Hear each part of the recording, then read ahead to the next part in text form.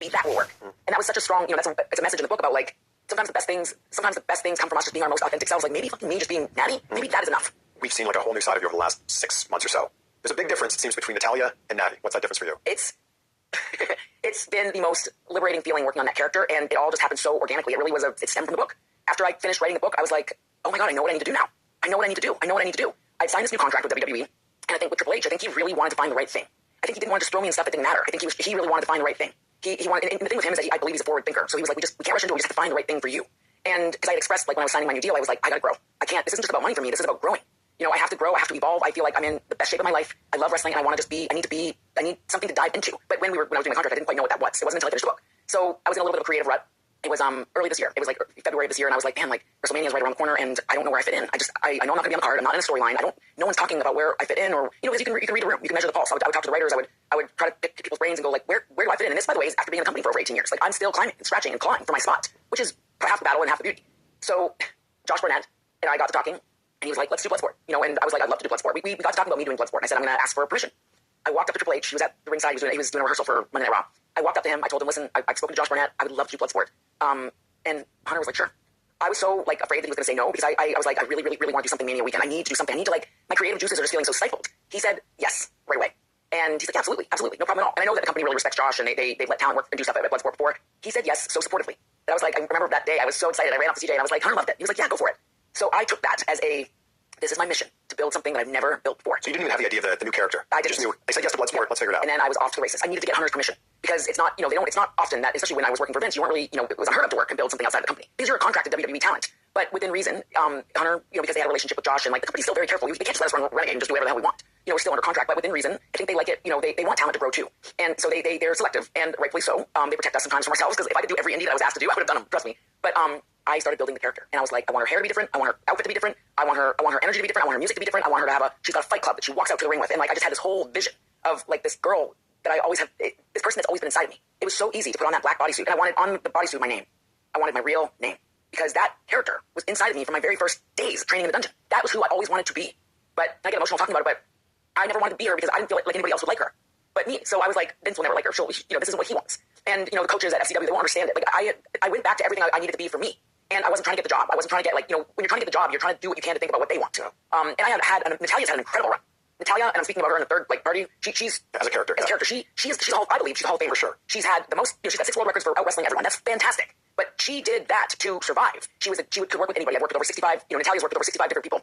I've done so many first evers. I've had great matches. I've had monumental moments. I've had so much fun. But it was a character that I felt like I had to do to survive and make sure everybody's happy. I wanted to make the girls in the locker room happy. I wanted to make management happy. I wanted to make my family proud. And I wanted to just be everything that my dad wasn't. Which my dad wasn't.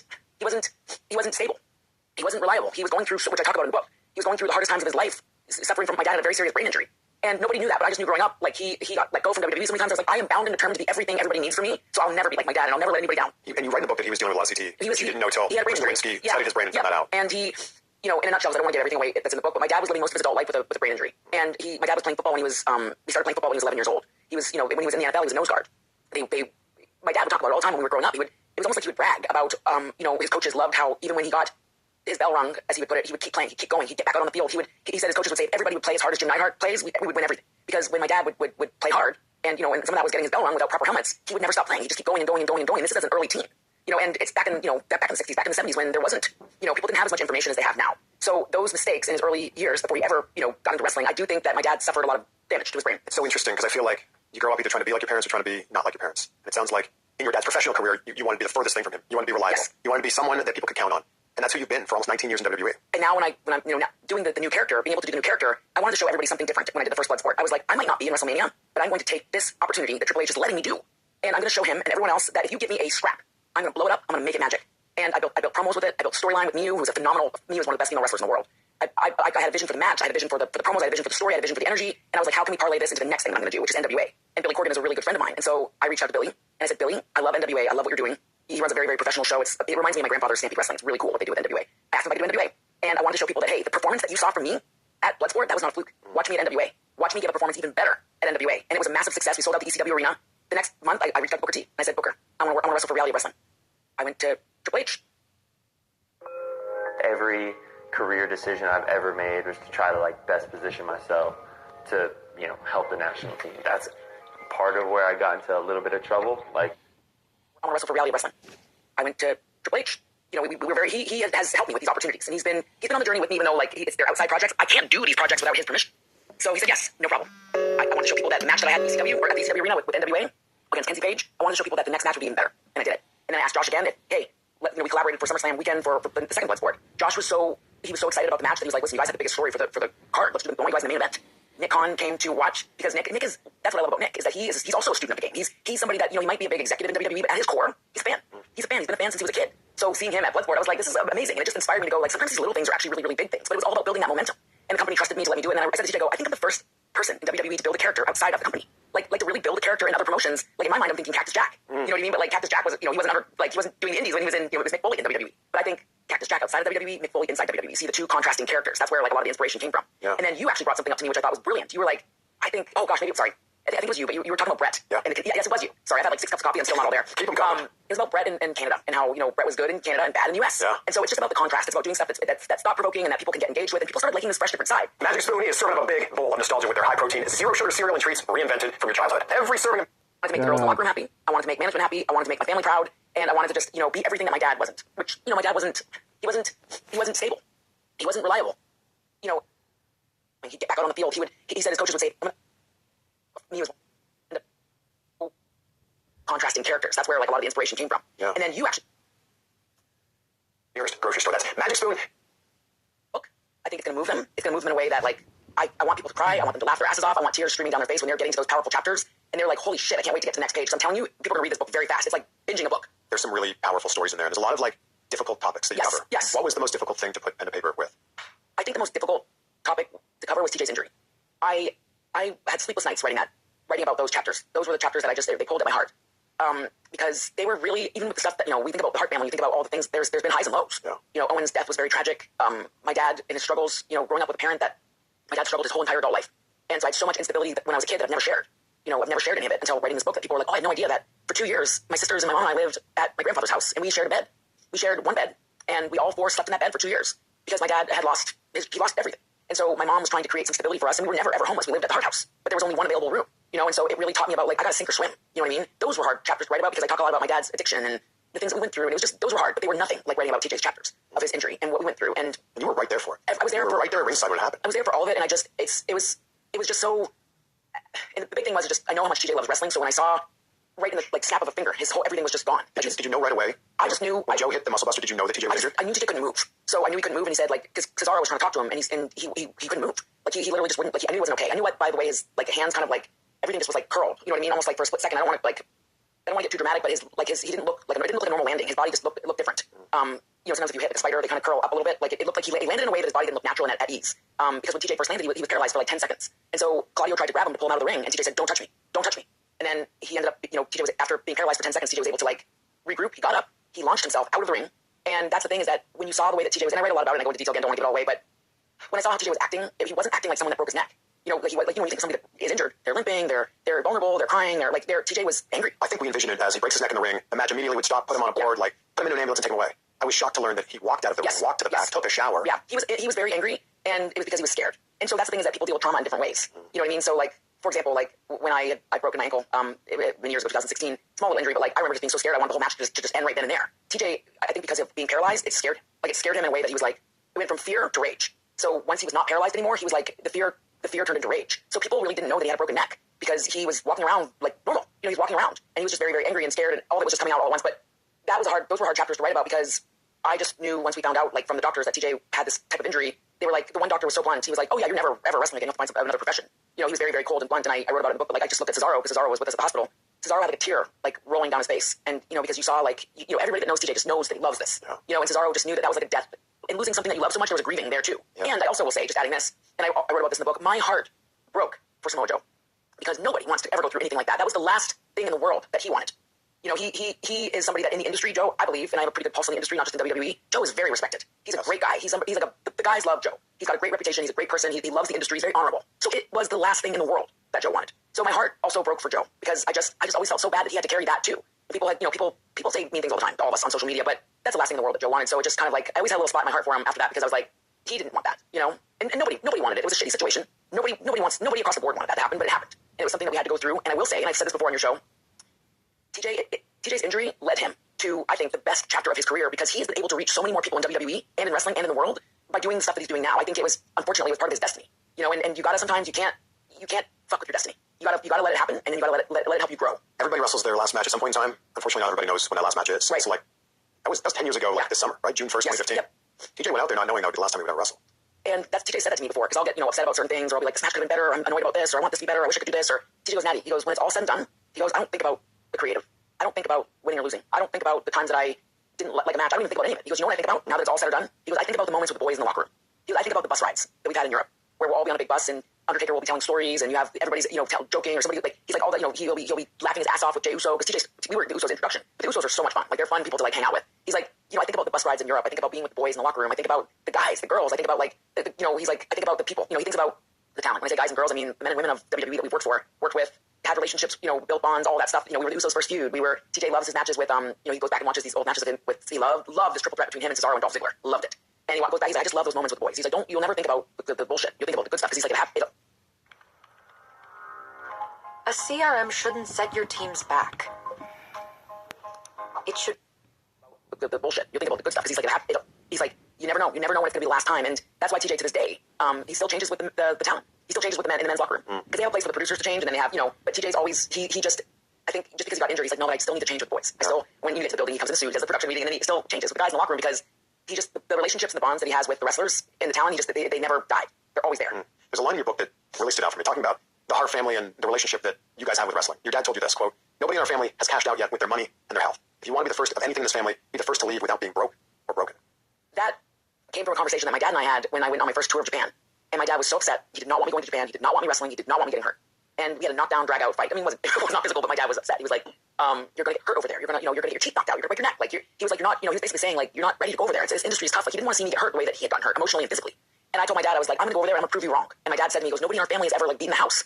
And when he was talking about beating the house, he was like, the house is wrestling.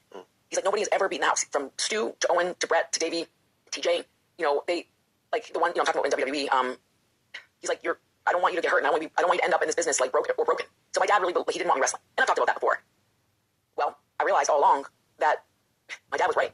That in a family that's done everything from, Brett's a 3-time WWE Hall of Famer. He's had some of the most iconic matches in the history of the industry that are timeless. I mean, he's one of the greatest professional wrestlers that ever lived. Owen was magical. Owen had his own, people talk of Owen. I don't know of a pro wrestler or a person that's talked of more lovingly than Owen. The British Bulldogs, my uncles Davey and Dynamite, they did magical work. They're iconic. My dad, a WWE Hall of Famer. My grandfather, WWE Hall of Famer. In a family that's done it all, I will never be the first to main event WrestleMania in my family. I'll never be the first person in my family that has won a championship or, gotten in the Hall of Fame. But I do believe that I will be the first to beat the house. And it's not just a message for me. It's a message for other people in their life to redefine the way that they look at success. Because at the end of the day, if you have all the money in the world and all these accolades and all these things that you could hold in your hand, like championships, medals, trophies, whatever that is, things that are tangible that you can feel.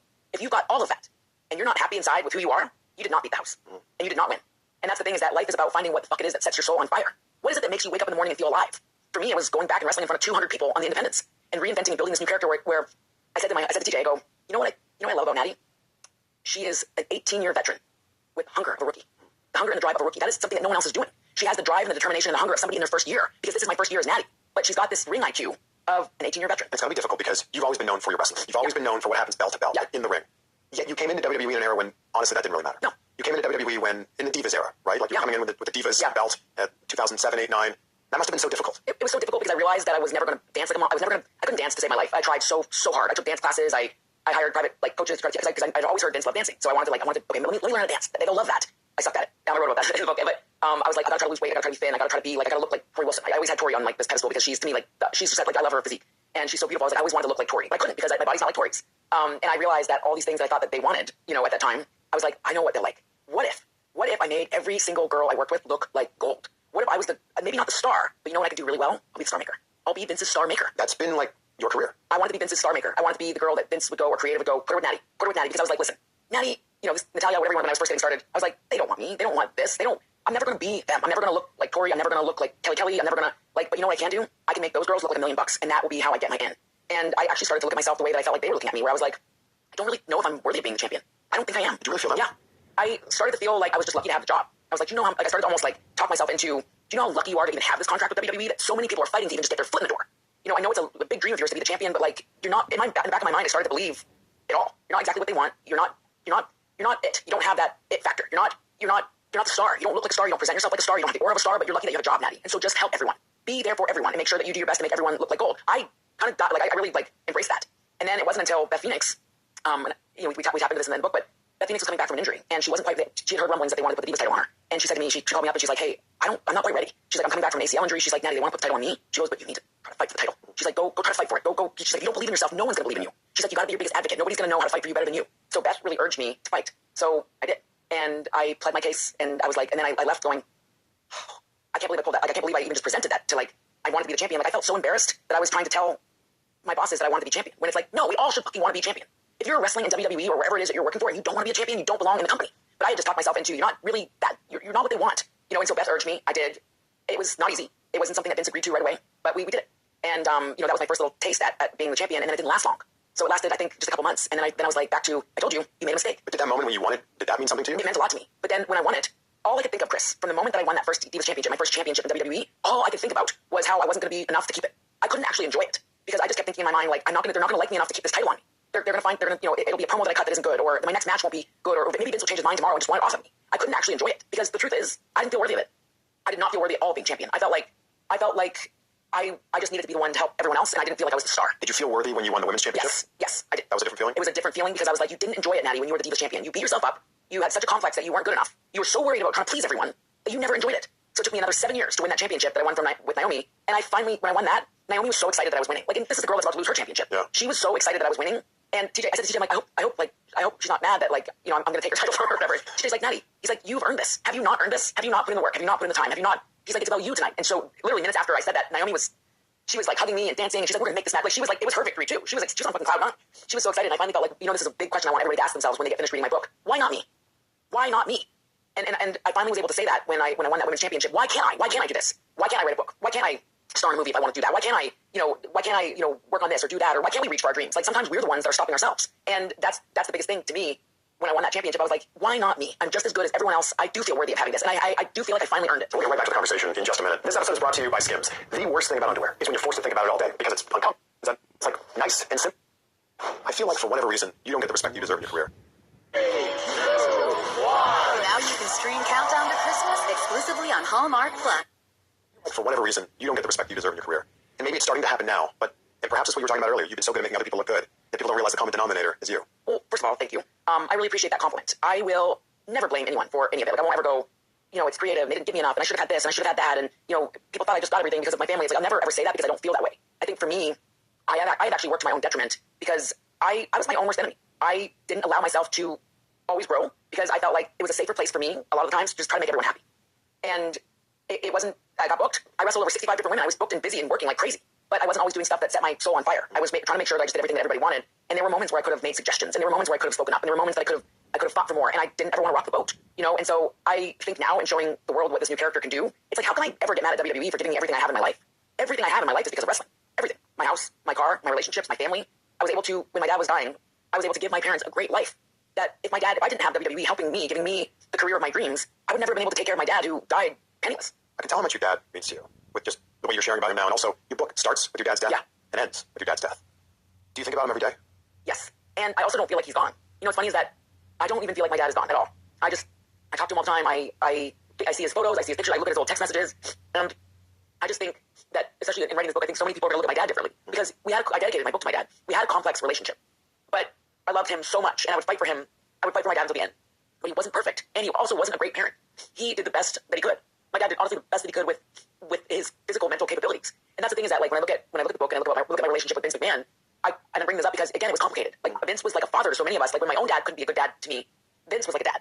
Vince, very last chapter of my book, I make that call. The first person that I called was Vince. After my sister told me that my dad died, I called Vince. Picked up on one ring and was there for me. Like, he was like, what do you need from us? Like, he's like, he wanted me to send him every single photo I had of my dad because they were going to make this beautiful montage of my dad. But, that's the thing about Vince is that, like, as you read your book, like, just like my dad, he wasn't perfect. He was complicated. He had his flaws, he had his quirks, he had his imperfections, but at the end of the day, he was there for me. And, like, the same thing with my dad. And I don't feel bad saying that my dad wasn't a good parent.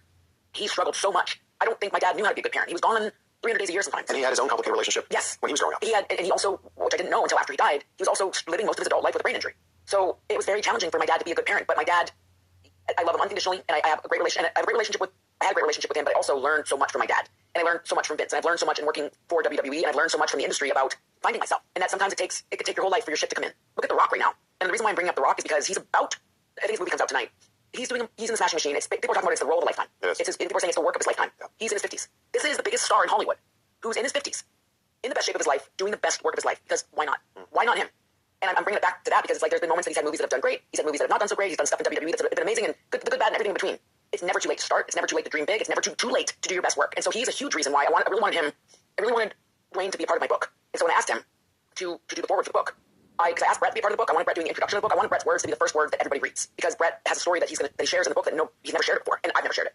I wanted Dwayne to do the forward because Dwayne's grandmother was a promoter. My grandfather was a promoter. Dwayne's dad was a wrestler. My dad was a wrestler. Dwayne was the first third-generation superstar in WWE. I'm the first female third-generation superstar in WWE, and we had these parallels. But when I asked him for his help, in true Dwayne fashion, he researched the part. He researched it. He sent me so many messages about how he could make this forward amazing. He asked me questions. He's like, I need to know this from you. He goes, what does legacy mean to you? He's like, because I'm going to write this. I'm going to write it. Like, I'm going to work on this. This is like a project for me.